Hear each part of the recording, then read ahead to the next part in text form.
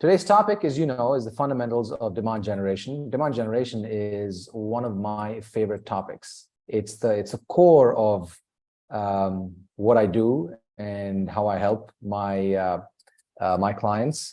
And let me just pull up today's note. So again, some of you know me. I see some new faces as well. So my name is Faheem Moosa. I'm a former management consultant.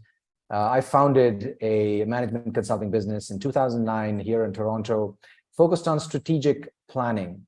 And I've served many types of businesses, many types of industries, more than 30 different industries, served small business clients, mid-sized clients, large corporations, including Fortune 100, Fortune 500, and also worked in corporate consulting before starting my own consulting firm. And, you know, I worked across industries and types of organizations, but I ended up specializing in strategic and business planning for academic researchers and innovators. More on that a little later.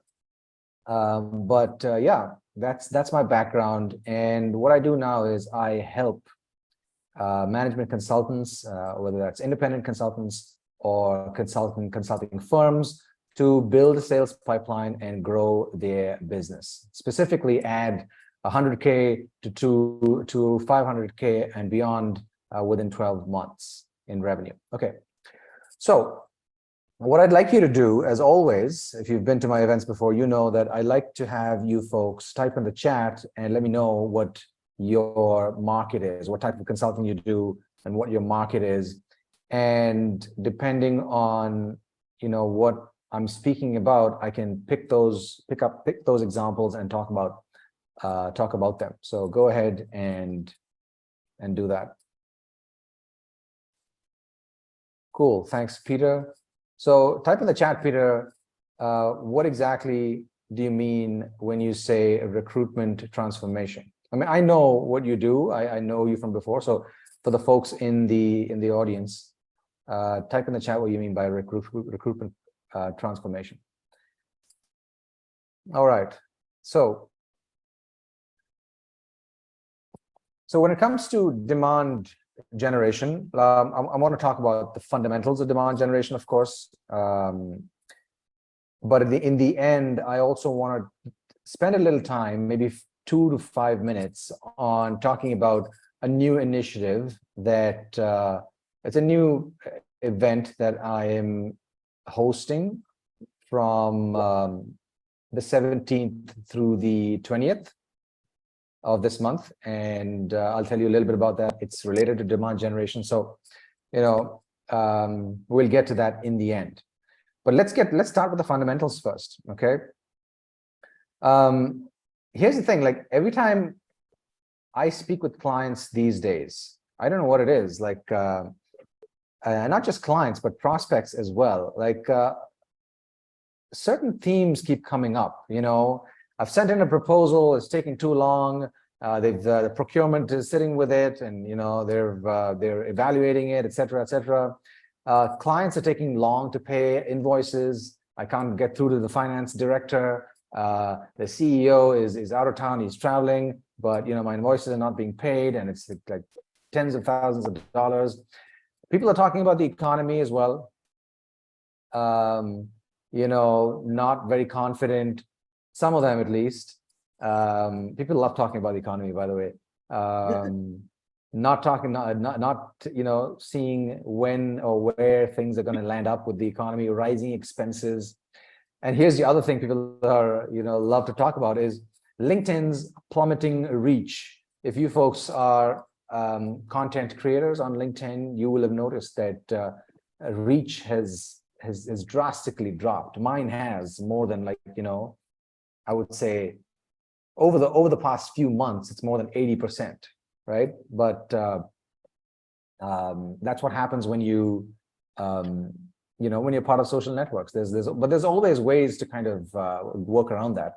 My LinkedIn reach has dropped, but my business has not been affected that badly, right? So it's not like, you know, if something goes wrong with you know, social networks reach, you know, that means that there's no hope. There are ways you can use LinkedIn in other ways that can, help you land more sales opportunities. So that's another thing, LinkedIn. And then there's all this talk about, and I don't particularly like this conversation about AI. And I liked it. I mean, I'm curious about the technology, and I like what, the innovation that's going on. But it just seems to me that there's so much talk about it. And then because of this company, OpenAI, anybody can use their technology and create AI-related apps, right? So everywhere you go, you see different startups using, that technology to create different types of apps, and everybody's marketing it and talking about it. And you just feel so inundated with AI-related content. Right. So all that's happening, and it just gives people the feeling that there's just too many things going on. And actually there are too many things going on. And it's important to kind of, ground yourself and really look at the situation from a 30,000-foot view and say, okay, what's going on and what can I do? So every now and then I get this feeling in my business that, look, maybe I've just signed my last client. I don't know where my next client is going to come from. Anybody have that feeling? Like, I've been in business for about 14 years now, and every now and then I think about that, because of all these things going on, because of all these external stimuli, right? So whenever that happens, I like, as I mentioned in my email, I love going back to fundamentals and looking at my business and trying to figure out, making sure that my basics are covered. And that's what we want to talk about. And when I say basics, I want to make sure that I have a business that people want, right? That's as basic as you can get. You want to create something that is in demand, that people actively want, actively searching for, and they're willing and able to pay you for, right? And that's what we want to talk about. That's what I want to talk about today, is how do you, what questions do you ask to ensure that you have something that is in demand and people will be willing to pay for, okay? So demand generation is not a complicated concept, okay? I'm not going to, to me, what I'm going to talk about today is pretty basic. I don't want to inundate you with a lot of information. I've got some feedback that some of these sessions of that I host, there's a lot of information, right? And I get that. Today what I want to do is I want to keep it very simple, right? And talk about 7 topics, 7 parts. There's essentially 7 parts to the fundamentals of demand, okay? And I want to go through each of those parts and talk about an example that will help you kind of think about demand in a better way, and hopefully it resonates, okay? Before that, I want to share my screen and show you something which is super important before we talk about the fundamentals, okay? So you should be seeing my screen. Do you guys see a pyramid? Just type in the chat if you do. And for those of you who are listening to the recording on the podcast, you'll have a link to the visuals, okay? Or the YouTube channel where you can go in and check it out. So this is the demand generation pyramid. It's taken from a book called The Ultimate Sales Machine by Chet Holmes. And essentially what it talks about the buying phases of your clients and your market, okay? Any market that you look at, whether it's consulting or whether you're buying, candy, right? Any market that you look at, buyers in that market go through some type of a buying journey, okay? And I'll quickly talk about this with an example. The concept of a buying journey is that, in any given market, not everyone is in the market right now to purchase your services. Let me just take a quick look at the comments. I hope you can see. Yes. So thanks for your confirmation. So in any given market, like I said, not everybody is in the market to buy your services. And sorry about this. I'm just trying to play around with this slide. So 3% of the market is in buying mode, which means that, out of 100 people, 3 people are out with their checkbooks looking to hire a vendor. Okay. 7% of the market is open to buying, okay, but not actively looking. They're not like, out with their checkbooks trying to find a vendor, but they're open to it. Then you have 3 chunks of 30% of the market, right? That's 90% of the market. One section, 30% is not thinking about it right now. The other 30% is they think they're not interested. And the final 30% is, they know they're not interested. I'll give you a simple example of how this works. Let's look at the car buying market. Let's say someone is, there's a dealership, they're selling cars. Okay, so in the car buying market, look at the bottom 30% in the pyramid. The bottom 30% know they aren't interested. So if someone's bought a car in the last, a few months, they know that they're not interested in buying another car. Okay, they may be part of the market, right? They could potentially buy a car later, right? But right now they're not in the market. They just purchased a car, for example, and they know 100% for sure that they're not interested. Okay, the next 30% from the bottom is they think they're not interested. Okay, they've considered it and they've rationalized in their heads saying that, I'm okay taking the subway. I don't need a car. Traffic's too much. They've rationalized in their heads and they've talked about, they've convinced themselves that they aren't interested. That's a big chunk of the market, 30%. Okay, then there's the other 30%, right? That is not thinking about it, right? They may need it. It may make sense for them, but currently they may be dealing with other priorities. Maybe they're trying to, save up money to put their kids in college. So they're okay with, using the car that they have, or they're okay with using other types of transportation. Okay, so they're not thinking about it right now. Then there's a 7% that is open to buying. Okay, they're open to buying, but they're not actively looking. Maybe they started their car, the ignition wasn't working one day, or the wipers are gone. They realize, okay, it's been 5 years since I bought a car, and so this thing is pretty old. Maybe I should consider it. And maybe they're talking to their friends, asking people, what's a good car to buy. They're passively looking at some websites of cars, but they're not going into dealership yet. Okay, they're open to buying, but they're not test driving and going into dealerships and checking out features of different cars, right? The ones who do that are that 3%, right? 3% of the market is actively looking. They're going into dealerships. They know they want to buy a car. They got their finances ready. They've got their down payment. They know which bank they're going to go to, and they're test driving and they're watching YouTube videos comparing different cars. And so on, and they want to make a decision. Okay, so that happens in every market.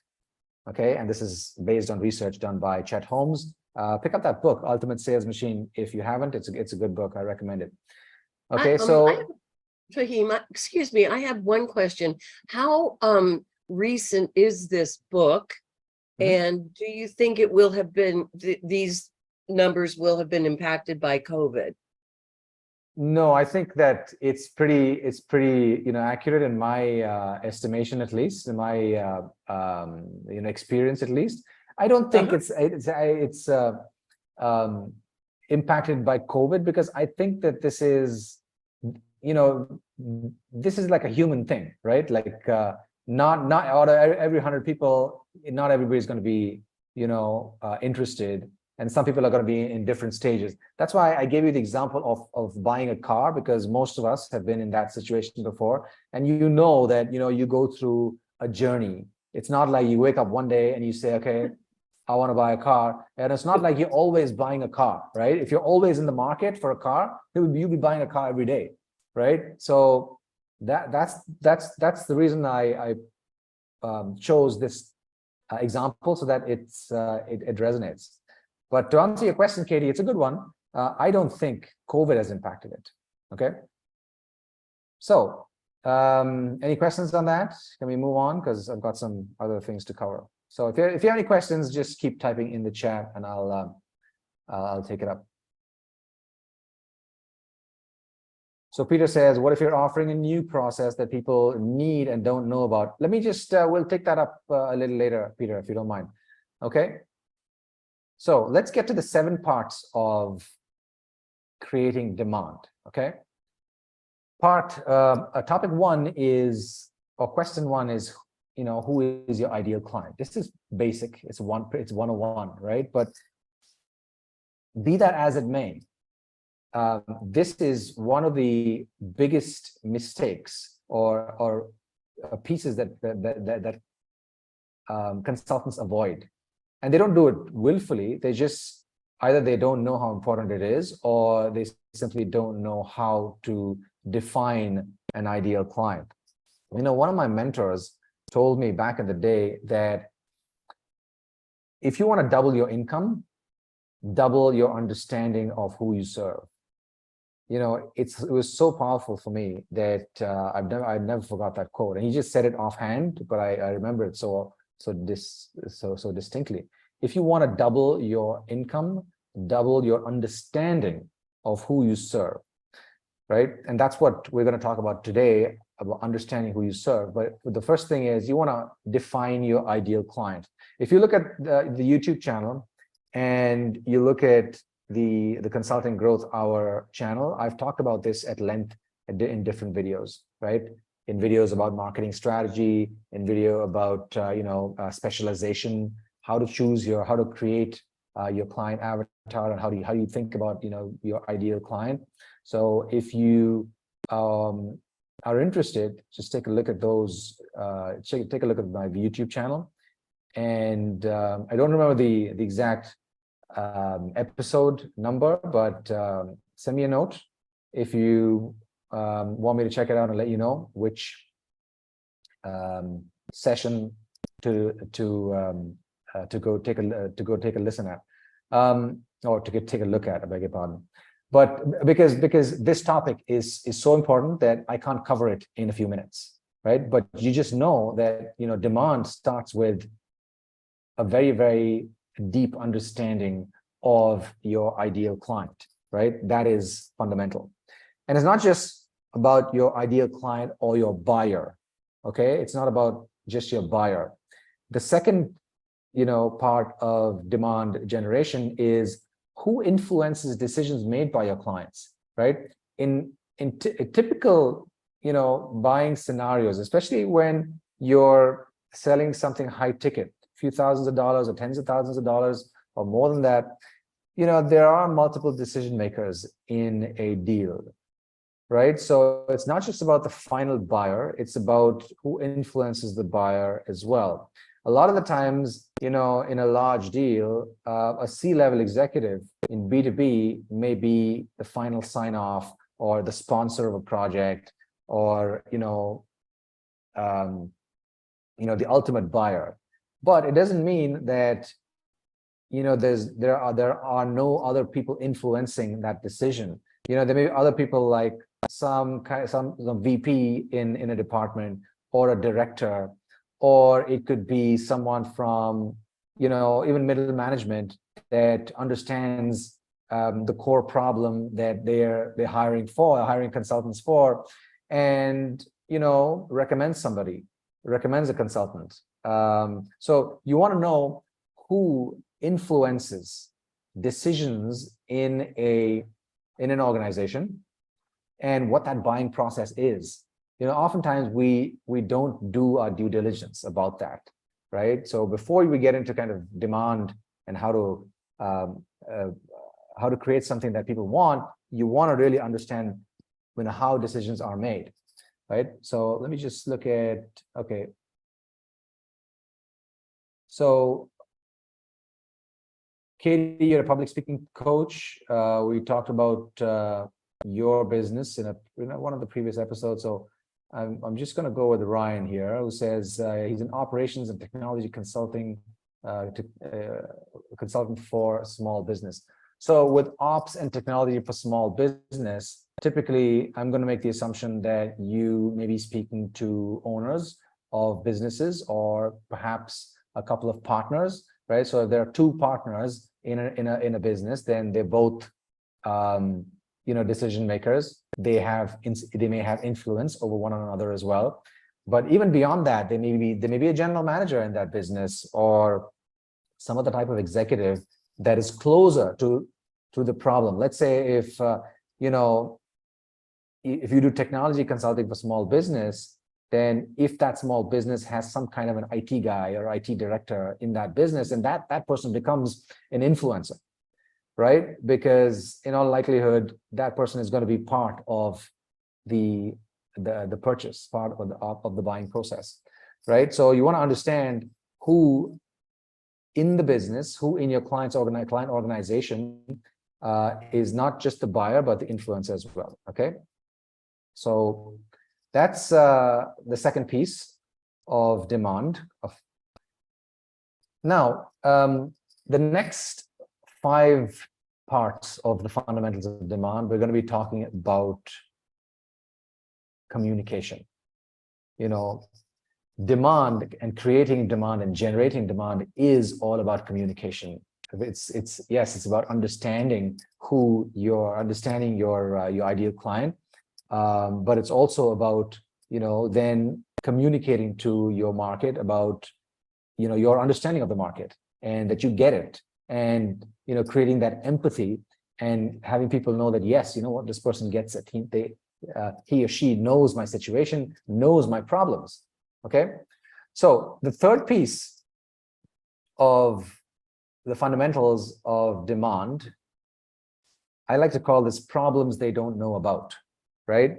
You want to really understand and communicate to your clients or to your market, talk about problems that your market may not be knowing about, may not currently know about, right? Because when somebody tells you, an expert tells you about something that and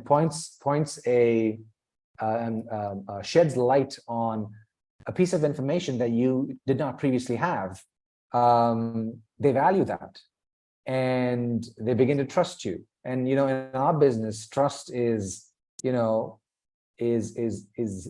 currency, right?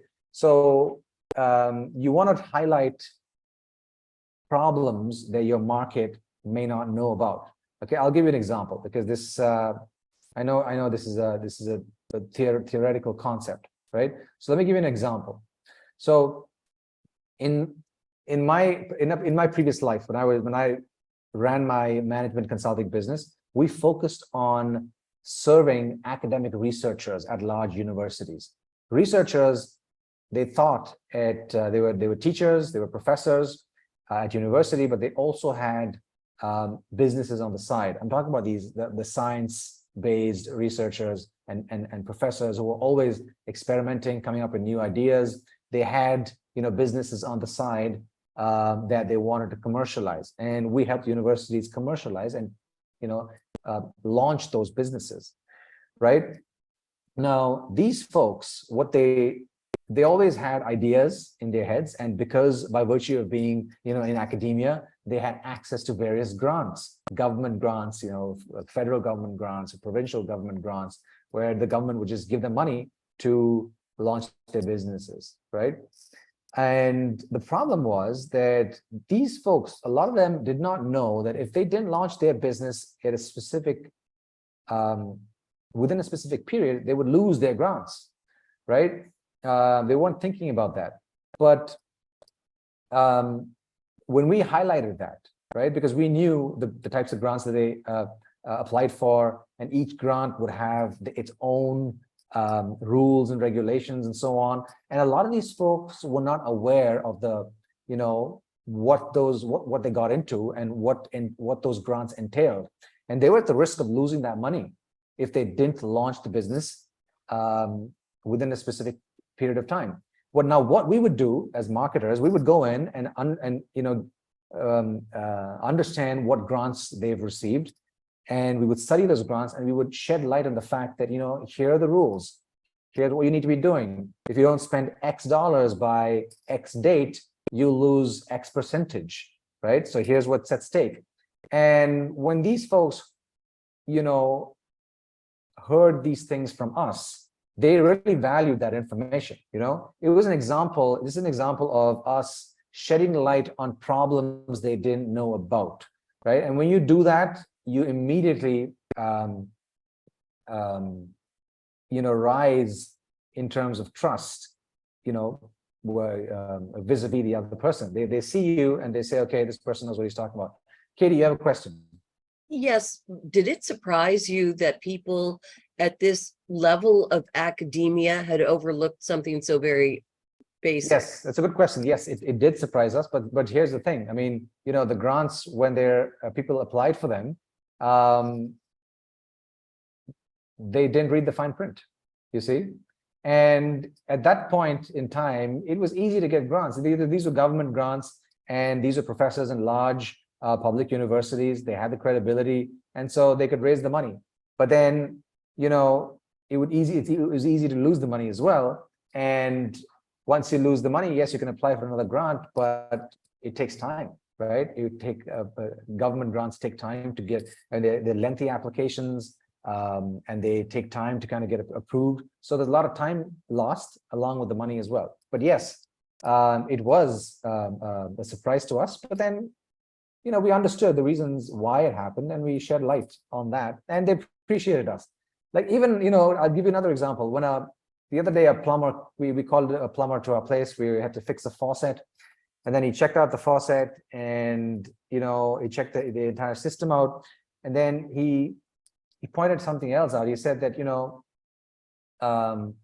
there's some wood paneling in our bathroom, and he pointed it out and saying that, this is at risk for, certain reasons, and you might want to check this out because this can lead to bigger leaks and so on and so forth, right? So he highlighted a problem that we had no idea about, right? And immediately what happened was my level of trust, increased, because he was not trying to sell me anything. He was just trying to look out for my best interests, right?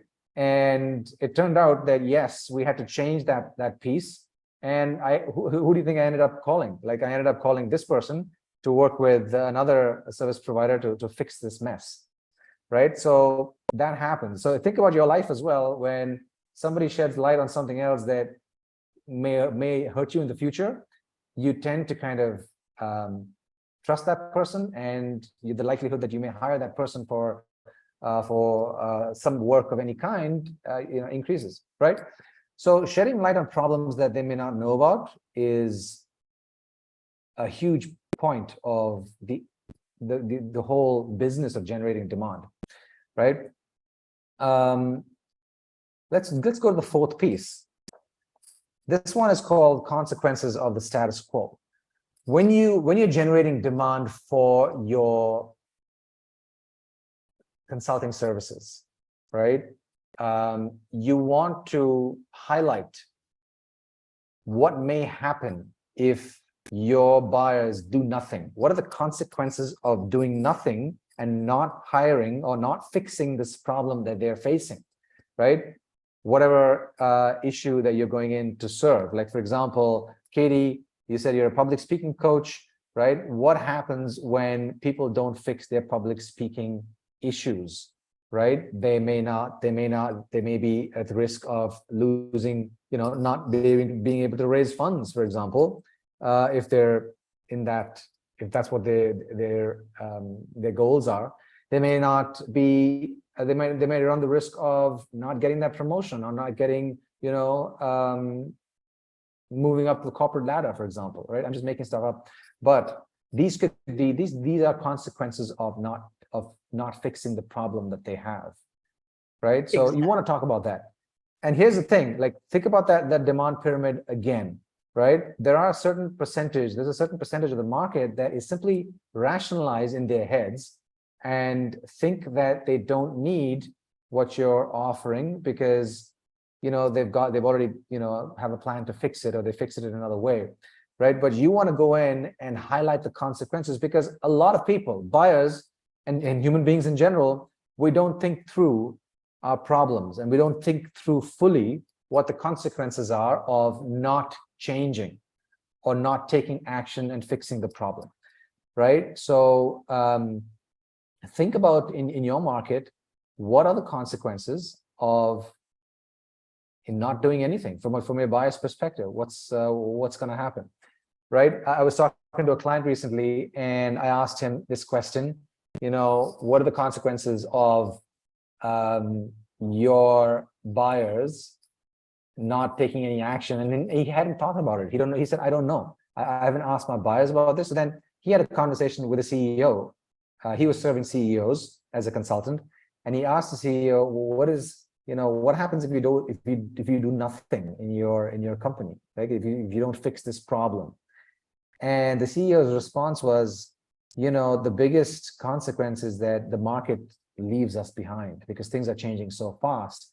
And the CEO said something which was very telling. He said that, I don't want in the next 5 years to be having, a cocktail with some of my peers and talking about this age, this period in time where so many things are changing in our industry, and being asked the question, where were you when all that happened, right?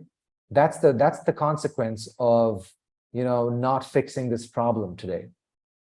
So when you really think about what your buyers are going through and what the consequences are of doing nothing, and then you use that in your messaging, and you use that in conversations with buyers, it can be really powerful. It's a really powerful driver of demand. Then people are going to think that, yes, you know what, I didn't think of that. I don't think of it that way. I didn't think of it that way. So maybe I should fix this problem today, right? So you want to really understand your market, so that you can tell them that, look, if you don't fix this problem, here's what's going to happen. Here's what might happen, right? And here's what you should consider, because these things might happen, and think about it, right? So you want to be really clear about that, consequences of the status quo, from the perspective of your buyers, okay? Now let's move on to the fifth piece, which is opportunity costs, right? Opportunity costs are, again, one of those things that people don't think about, because they're not losing anything today, right? Opportunity costs are what they might lose out, what the good things that they might lose out, or big outcomes that they might lose out on in the future, right? If they do nothing. In the previous part, we talked about consequences. Those are like the negative things that may happen. Now we're talking about opportunity costs, like what dream outcomes that they may be losing out on if they don't do nothing today, right? I always tell consultants, right, you folks, you'll see this in my marketing as well, that if you don't build a sales and marketing pipeline for your business, if you don't take the time to understand the language of marketing and the language of sales, which are not very complicated, it's based on human communication and human desires. If you don't take the time to learn this stuff, then what may happen, what you may lose out on is that you may lose out on attracting your dream clients, right? Your competitors are going to take your dream clients away, and you may lose out on amazing or high fees, amazing high fee clients that may simply not come your way. You may be perfect for them, but then if you're not actively out there marketing, prospecting, and attracting those clients, then they may never meet you, right? That's an opportunity cost. What if you could get a client that pays you 4 times than you're getting paid today, right? What would that do for your profit margin? What would that do for your business? Could you use those the extra profit to hire better people, right, and grow your business? Could you use the extra profit to put into your retirement fund Could you use the extra profit to put your kids through college or care for a loved one? Or could you use that extra profit and the extra, and could you build a business model for your consulting business and drive up the value of your business and sell the business someday, right? Those are opportunity costs. And those are things that you may lose out on if you do not take sales and marketing seriously, right? Assuming that you want to grow the business. Now, there are a lot of consultants that are happy with the way they are right now. They don't want to grow, and they want to maintain their revenue, and that's perfectly fine. That depends on your goals. But if you want to grow and if you're ambitious about moving forward, then you want to make sure that you take sales and marketing seriously, right? So those are opportunity costs.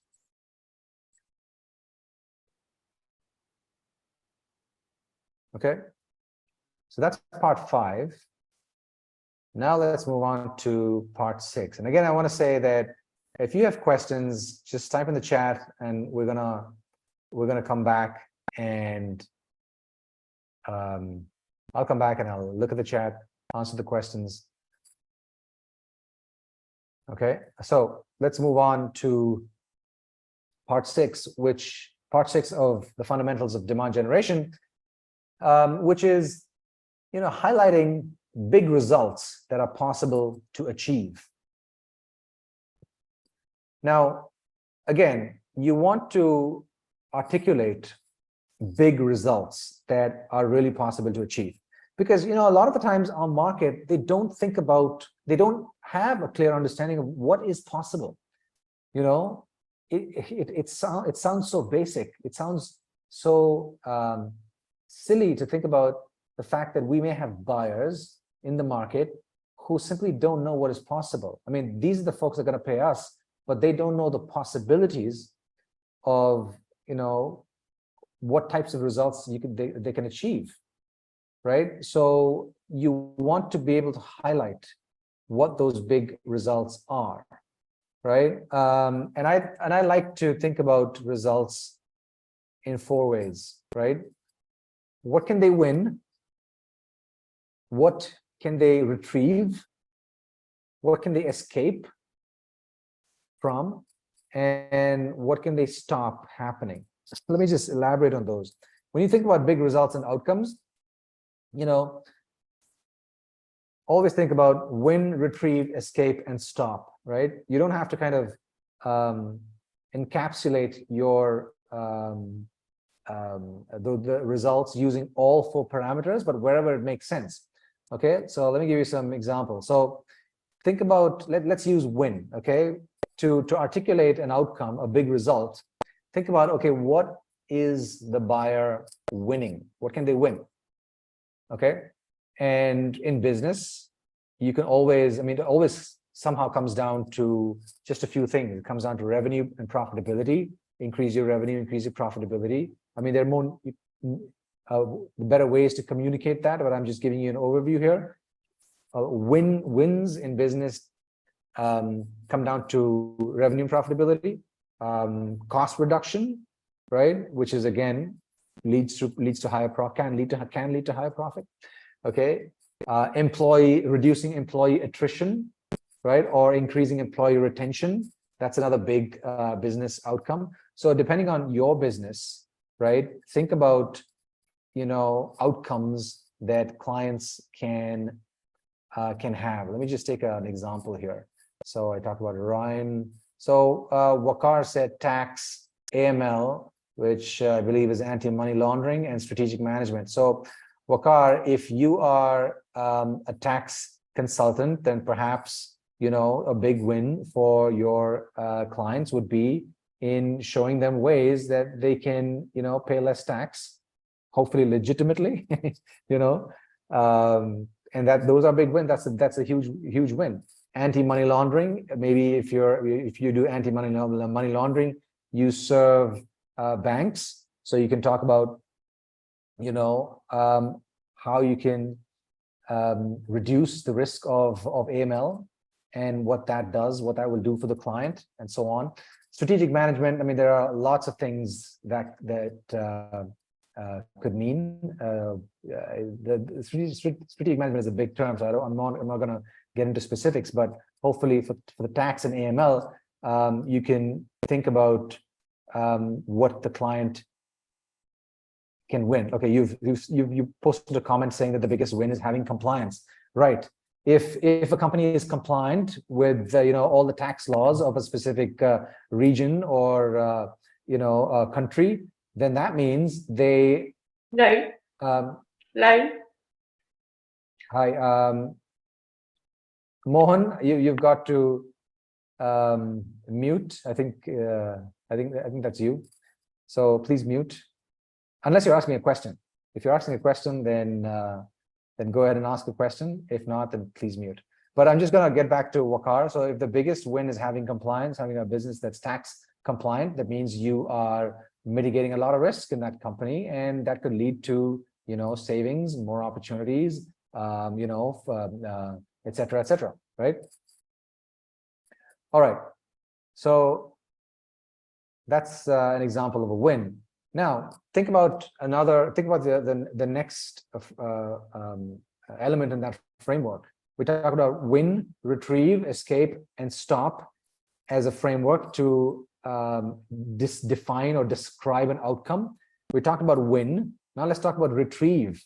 This is an important piece, because when you lose something, getting it back somehow feels more valuable to you, right? If you like cars, for example, and you have a Porsche and you lose that car, getting it back is more meaningful to you because you've lost something, you've had it. But if I tell you that, do this for me, do this big thing for me, and you're going to win a Porsche, that somehow does not feel as valuable. I mean, of course, it could be valuable, it is valuable, but not as valuable as having something and then losing it. So companies and businesses often lose things that they want back. For example, reputation.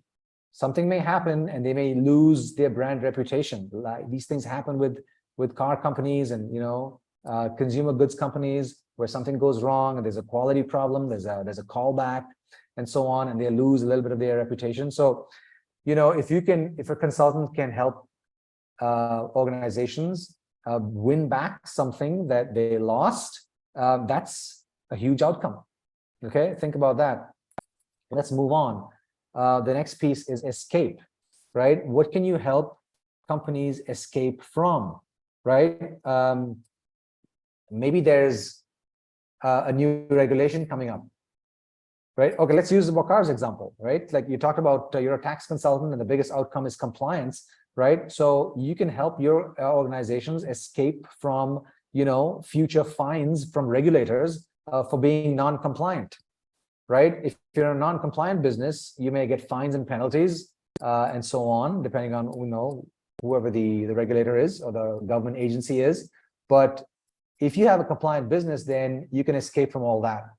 Okay, that's a huge outcome as well. And finally, what can you stop from happening, right? Let's say your client organization or your market is losing a lot of employees, right? There's employees are kind of just quitting in 5 months or 6 months, and that's causing a huge problem. So if you're, let's say, an employee engagement consultant, can you go in and say, okay, we're going to help you stop the attrition and increase retention? What's that worth to you, right? So think about in your business, what can you help stop happening? Again, like I mentioned, you don't have to use all of these elements at the same time. Just use whatever makes sense for you. You see, but these are 4 elements you can choose from to describe the outcome, the dream outcome that you are bringing in place for your buyers. All right. So that was part of number 6, which is big results that are possible to achieve. Okay. Type in the chat and just let me know if this is useful, or is it too much information? If it's too much information, then maybe I have to go back and figure out, okay, how do I parse all of my data that I have for future, sessions. But let me know if this is helpful. Okay, thank you, Ryan. Let's go to the final element, okay, which is how your solution can help, right? You're talking about problems they don't know about, you're talking about consequences, you're talking about, opportunity costs, then you're talking about outcomes, but, you also want to communicate how your solution can help. Okay, because we're all salespeople, we're all marketers, we have something that we know that can be helpful and useful for our market. So we want to tell people about it, right? If you have something that's good, tell people about it. You want to kind of not be shy about that. A lot of us are shy, right? Like we're not from the world of sales. We're not natural marketers. For me too, I'm by far an introvert. I'm not a natural salesperson. But I realized over the years that, through a lot of coaching and mentoring and training, that you don't have to be a fast talker or an extrovert to understand marketing, to understand sales. Sales and marketing is more about, understanding human psychology than it is about knowing how to talk fast and knowing how to talk, a lot. So where I was going with this is I was saying that if you have something that is valuable, that is going to really help your market, then you shouldn't be shy in talking about it, right? So how does your solution help? Talk about how your solution helps, and talk about it in the context of all of these other elements, like in terms of how it solves problems that they may not know about, how it prevents consequences of the status quo, how it helps you avoid those costly opportunities in the future, how it will help you achieve those big results, right? Here's the path of, use our services, and here's how you can achieve those big results, right? And here's the thing. You also want to talk about, apart from all of these things, when you talk about your solution, right? You also want to talk about, how long this is going to take, because time is a big factor in terms of people making a decision and going with you. They want to know how long it takes. If you're going to say that, I'll give you all these great things, but it's going to take you 5 years, that's not very valuable, is it? So you want to talk about how long this will take. You also want to talk about, how much effort is required from the client, right?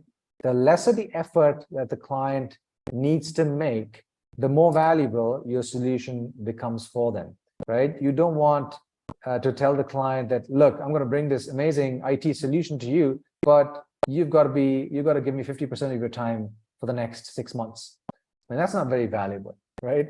So you want to talk about how much effort the client needs to put in, right? When you talk about your solution. And you also want to talk about, why should anyone believe you, right? You're talking about how great the solution is, but why should anybody believe you? And to kind of cover that question, you want to share case studies of a previous client, or if it's something new, then you want to be sharing something, an example of, how you did this as an employee in a past life, right?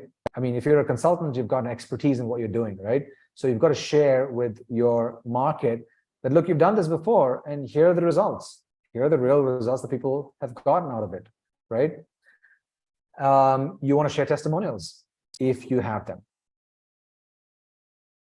So you want to cover that question about, why should anybody believe you, right? When you talk about your solution. So, when you communicate all of these things to your market, right? They're not like I mean, if you really think about what I've talked about over the past 45 minutes, these are basic issues of communication, right? They're not major business topics. They're not technical business topics. This is about human communication.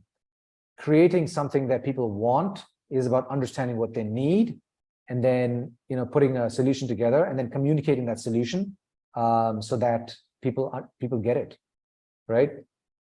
And articulating that solution in a way that resonates with your constituents, with your market, right? So this is creating demand is more about understanding people than it is about some fancy business stuff, right? Like most of you may not have had formal business training or formal sales training or formal marketing training, but you don't need that because it's about human emotions. It's about human wants and needs and desires and fears and so on, right? That's the understanding you need in order to be a good marketer, a good salesperson, and to generate demand for your consulting services. All right.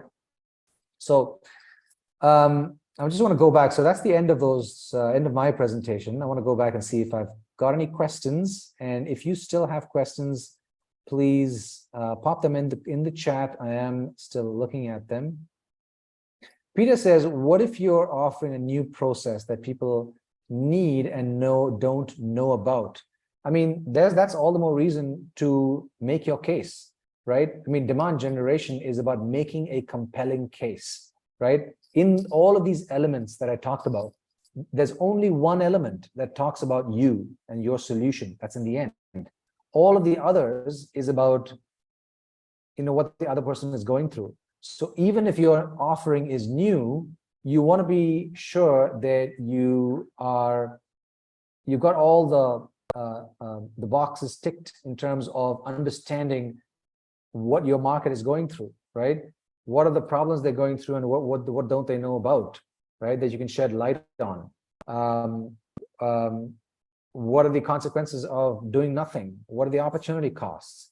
What are the big results that they can achieve, right? If they do things a different way.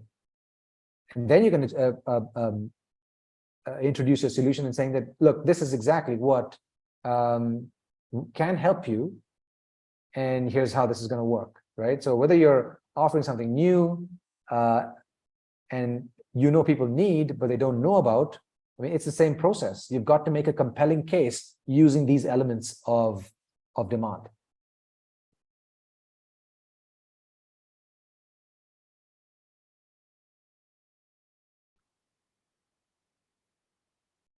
All right, so just looking for other questions.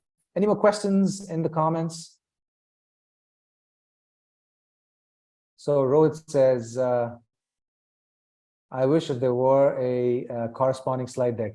Rohit, that's a good question. The thing is, I like to do these sessions on a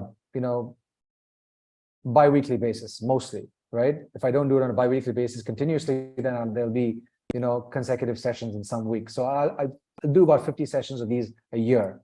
And for me to make a slide deck for each of these sessions is an obstacle. Like the minute I think that I'll put it in a slide deck, it's going to kind of, take a lot of my time. And that means I'm not going to be creating more and more of these sessions. So an alternative to that is that you have the recording of this session. It's free. It's on YouTube. And anybody can access it. So if you want to go back, you can also kind of look at the captions of the transcript that YouTube provides. Okay, so I hope that clarifies that. And some presentations, some of these presentations where I know I need slides, accompanying slides, I will use them. But I like to kind of do them without any accompanying visuals because it's just easier for me. Okay, I hope that makes sense. So Ryan says, I regularly ask myself the question, would I purchase my own services if they were offered to me? Why or why not? Great question. It helps to make sure you frame it for your prospective client versus from my own perspective. That's a great question. That's a good tip. Cool. ChatGPT coming to your rescue. Oh yeah, I know. Rhodes says that yes, ChatGPT can help you put together presentations. Possibly, yeah. But then, again, I'll have to like sit and type everything properly. Right now, what I do is I open a Google a doc. I just type some notes, a couple of words as examples, and just talk. But yeah, I think that if there's an AI tool that can help put this together, and possibly with some deep fake technology, so I can not be here while I do the presentation, no, that would be cool. Anyway, so we have a couple of minutes left, and I just want to show you guys something. Next week, what I'm doing is not next week. It's the week of the 17th through the 20th. I'm putting together something called the Consulting Demand Generation Summit. You should see it on your screens right now. So what this is, it's a series of interviews for consultants, and these interviews are, I've got 16 experts talking about various topics about demand generation. We talked about today the fundamentals of demand generation. Now, what you need is to go out there and be in front of your audience and generate that demand, right? So we're going to be talking about channels, where to go. We're going to be talking about approaches, and we're also going to be talking about mindset, because you need the right mindset in order to go out and access your clients, your potential clients, and generate demand. So let me just give you a quick sneak peek, and I'll send you the link. I'm going to send you the link so that you can sign up, and it's free. The speakers, we've got, David Breyer, he is a branding expert. We've got Shadid Eliezer, he talks about how you can use licensing to generate demand and get new clients, corporate clients. Ryan Paul Gibson, he talks about how to research your market, right? You want to research your market to understand all of these elements. So Ryan's going to talk about that. Dan Janel is going to talk about how to write a book to access your market and grow your influence. Dan Sanchez is going to be talking about how to grow an audience. Max Trailer, he also serves consultants. He's going to be talking about how to be more creative, have more energy, and avoid burnout in the context of running a consulting business.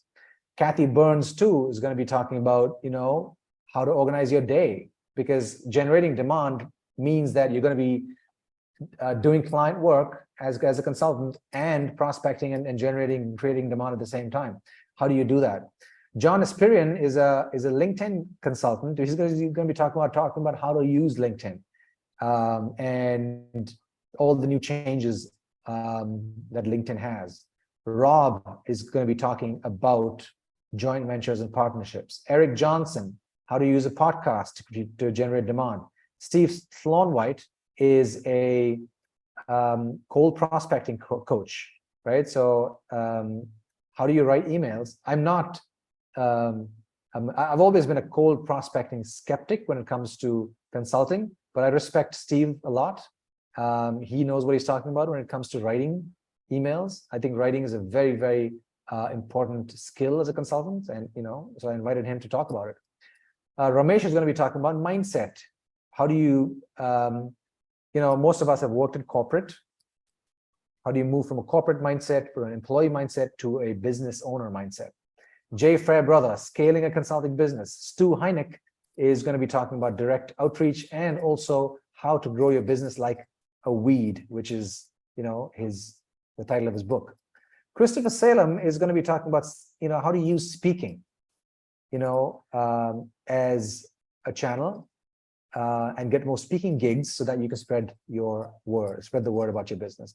And finally, Bryn is also a LinkedIn expert, and I was once, part of a community, and she's going to be talking about how to generate referrals and warm introductions on using LinkedIn, right? That also is a demand generation activity, right? So I'm going to drop the link in the comments. Please go ahead and sign up because it's free, and you can choose, which talks you want to come to, or you can attend all of them. It's through four days, and it will be very valuable to all of you if you're interested in creating demand. All right, folks, thank you so much. Do you have any questions or comments? If yes, post in the chat. If not, I will see you on the 17th on day 1 of the Consulting Demand Generation Summit. The link, Waqar, is in the I've posted it by mistake to one individual, so I'm going to post the link again. So you'll see the link in the comments. Please go ahead and sign up, and I'll see you on the 17th. All right, folks, thanks for your attention. Yeah, thank you, and have a great rest of the week and weekend. Bye.